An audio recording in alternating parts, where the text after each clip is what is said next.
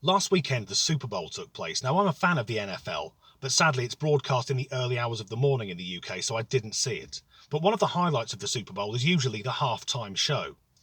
But there's a gentleman called Dave, and I'll only use his first name. He's an American, and he's described as a right-wing conservative and devout Christian.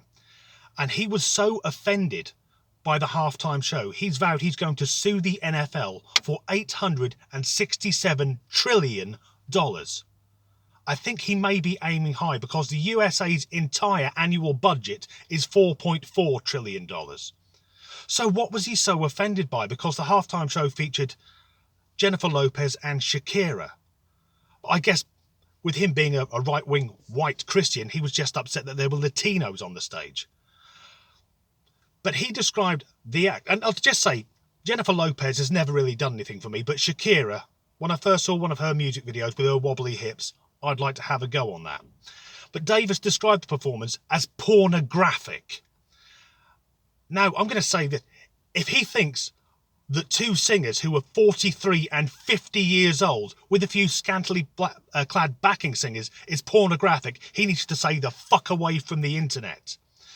And he's suing the NFL because he's now convinced that because he watched the halftime show, he is going to hell.